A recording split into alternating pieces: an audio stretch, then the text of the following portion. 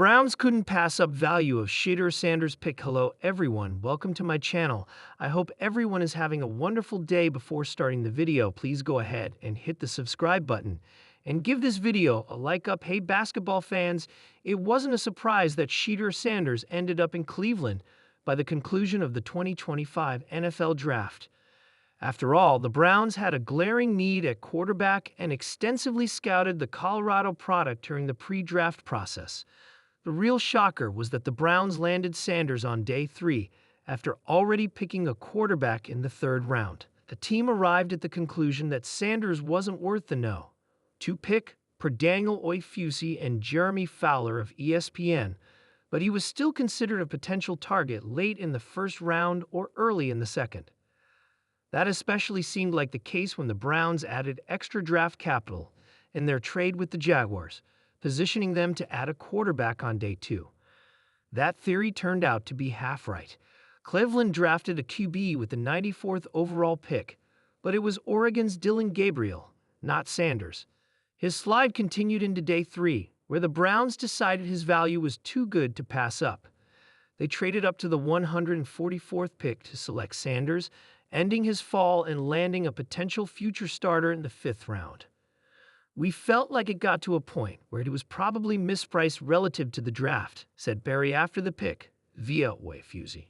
"Really, the acquisition cost was pretty light, and it's a guy that we think can outproduce his draft slot." Drafting Gabriel made it seem like they had no intention of bringing Sanders to Cleveland. Browns personnel believed that other teams had a day 2 grade on the polarizing prospect and were thus surprised when he fell past the 3rd round. When Sanders' name wasn't called early on day 3, General Manager Andrew Berry started working the phones to move up. Even after selecting Gabriel the day before, Cleveland's front office didn't spend time reevaluating Sanders' talent or reassessing his ranking on their board.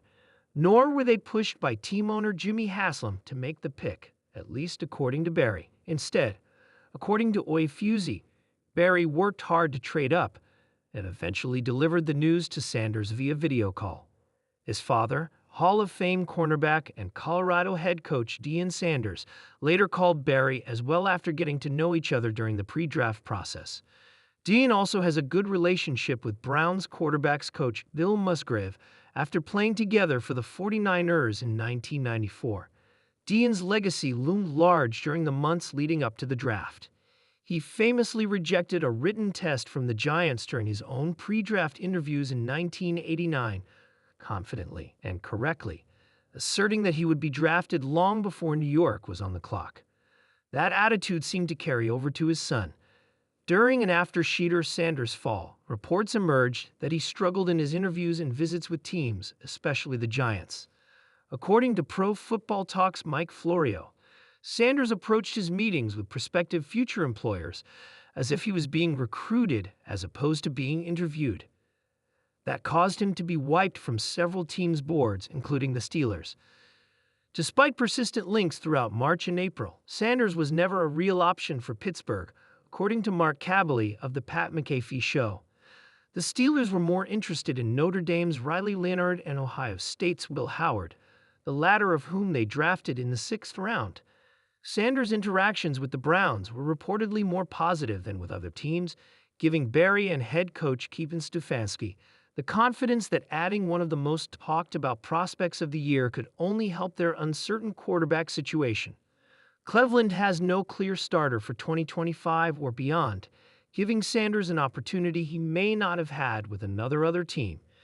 If the Browns can turn a 5th-round pick into a franchise quarterback, they'll have cleared a major hurdle in recovering from the disastrous Deshaun Watson trade and bringing the team back to competitive relevancy. Thanks for watching.